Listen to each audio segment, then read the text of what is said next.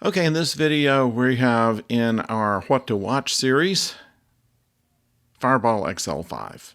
After this.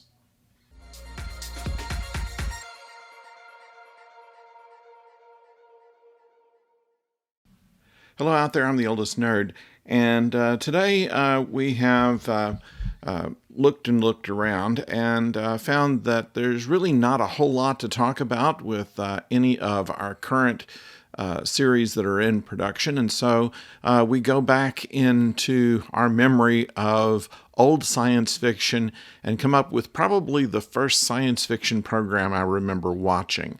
I certainly did see some of the movie serials of Flash Gordon and Buck Rogers, but I think before that I saw Fireball XL5. Now, this was a Jerry and Sylvia Anderson production. They later produced Space 1999, and you could tell that their miniatures and model work and special effects were very polished by that time. They weren't bad even in 1962, when this series, which was the last thing that Jerry Anderson made in black and white, was for the ATV network in Britain and sold a couple of months later to NBC in 1962.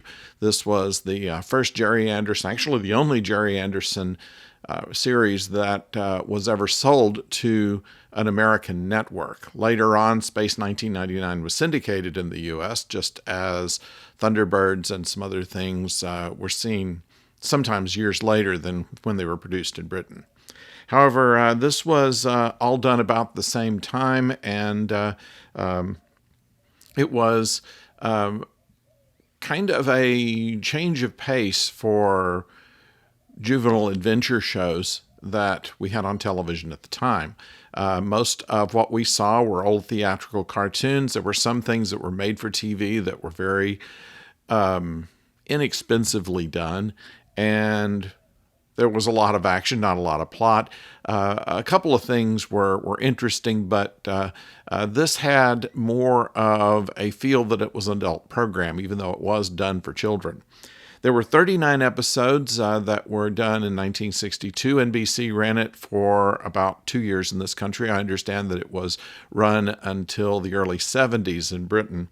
And there were toy tie-ins and lunchboxes and comics and records and all kinds of things that tied in with it. In fact, one of my first lunchboxes, I remember maybe first grade, my lunchbox had a picture of Fireball XL5 on it. And I believe probably if I'd kept it, it would be worth a lot of money now.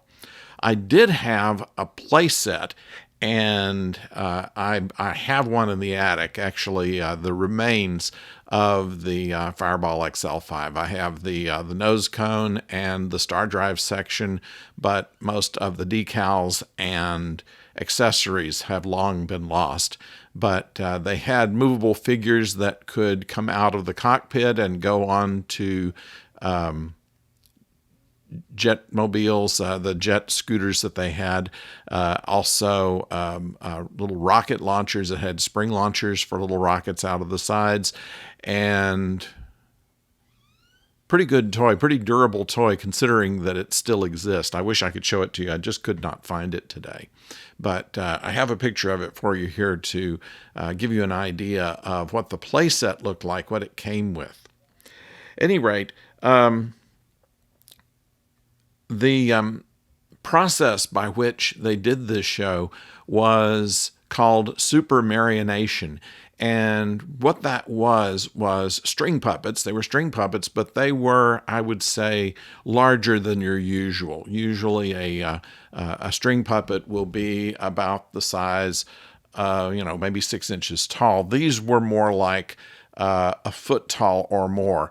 And they had movable features like eyes and mouths. In this case, the super marionation effect was a way to electronically sync the mouths of the puppets to the soundtrack. There was some kind of click track that was on the film that allowed the or the recordings that would allow the puppets to mouth in with pre-recorded dialogue. It was, and still is, kind of a a cool trick. In Lost in Space, the robot was actually, his light would blink based on someone punching a button to flash the light as the lines were said. And then the voiceover person who later went in to do the lines had to sync with the light. But that was a whole different thing. Anyway, in this case, we have a series of characters. The main character is Colonel Steve Zodiac. He is the pilot and captain of Fireball XL5. He's assisted by Dr. Venus, who has no other name. She appears to be French. Then Professor Mathematic, kind of a play on mathematics. He's the navigator and kind of the mathematical problem solver of the group. And then they have Robert the Robot. And this is he was in plexiglass, or what they would call perspex in Britain, that lit up any time that he talked, and had a very robot-sounding voice, and that was done by the use of an artificial larynx. It was actually Jerry Anderson himself that mouthed the words into this artificial larynx, and it created this otherworldly sound, at least in the way that it was presented. At any rate, that was how they did Robert the Robot and other robots that they used in the series voice. And finally, there was Zuni the Lazoon, who was an alien creature who looked kind of like a monkey, but maybe not quite. He could talk, but not much. Welcome home. Sometimes repeat things that characters said, usually at inopportune times. He was kind of Venus's pet. So that's the crew of the XL5. Space City, which is their command headquarters, is somewhere on an island in the Pacific. It's commanded by Commander Zero, who we understand his rank is something below general and something above colonel. So he is Zodiac's commanding officer, and he has an aide. If you remember McHale's Navy, where Captain Binghamton had an aide who came in and was mostly his yes man, and usually received a certain amount of abuse. That was kind of Lieutenant Knighty. He was a competent officer, but was often the target of Commander Zero's wrath.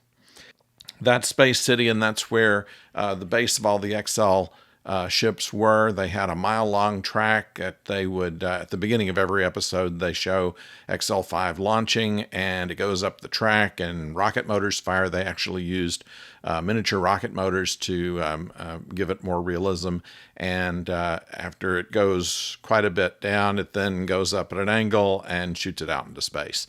And they suggest that it goes fast enough to where it can reach other planets and other star systems. So we'll just take that for granted, because in science fiction, you just got to get there, or else you'd spend all your time waiting years and years to get somewhere. So we're just not going there. The XL5 patrols Sector 25. They indicate in the narrative of the show here and there that there are other XL ships. There's at least 30 of them, and we see the captains of some of those other ships in some of the episodes. They're powered by a Newtomic reactor, and whatever that means. It doesn't really need to mean anything, does it?